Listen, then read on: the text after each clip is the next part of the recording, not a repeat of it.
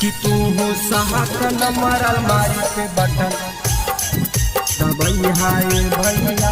Magahi recording studio Samastipur Sheikhpura. अब की गुंजन सिंह के संसद बनाई हाय भैया। कि अब की खारा हो लखिलारे ले कसने भैया। कि अब की खारा हो लखिलारे ले कसने भैया। कि तू हो 7 नंबर अलमारी पे बटन दबाई हाय भैया। अब की गुंजन सिंह के सांसद बनाई हाय भैया। ऐसन मौका नहीं मिला तो जाने गबई हाय भैया। कि ऐसन मौका नहीं मिला तो जाने गबई हाय भैया। कि तू हो 7 नंबर अलमारी पे बटन दबाई हाय भैया। अब की गुंजन सिंह के सांसद बनाई हाय भैया। कि तू हो 7 नंबर अलमारी पे बटन दबाई हाय भैया। अब की गुंजन सिंह के सांसद बनाई हाय भैया। पढ़ल लिखल हखिन भैया बढ़िया है विचार जी। इनके बनई है संसद नवादा में अतै बहार जी।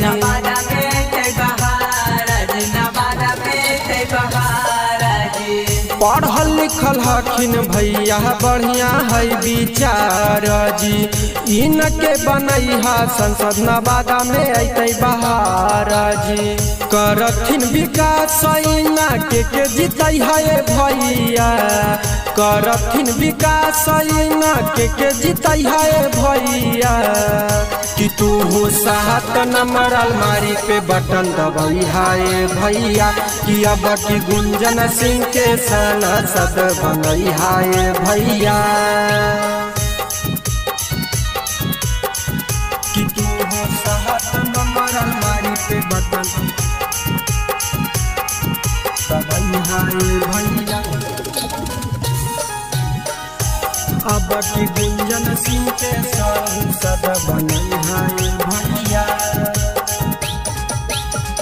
मानला न बात चाची कर विश्वास जी। सब लोग पर कैले हखिन गुंजन भैया सजी। गुंजन भैया चाची करहो विश्वास जी। मानला न बात चाची कर विश्वास जी। सब लोग पर कैले हखिन गुंजन भैया सजी। करथुन विकास जन भूलई हाय भैया।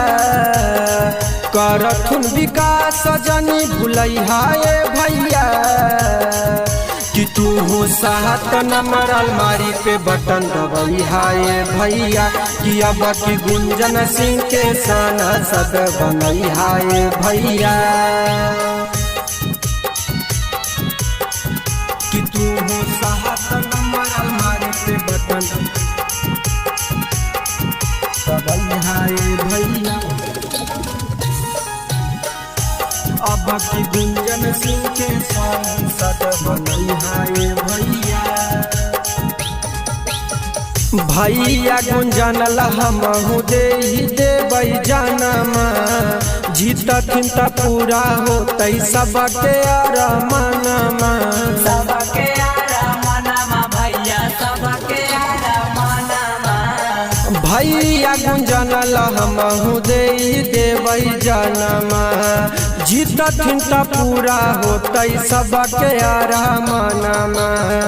विजयी के माला इना के पहनाई हाय भैया। विजयी के माला इना के पहनाई हाय भैया।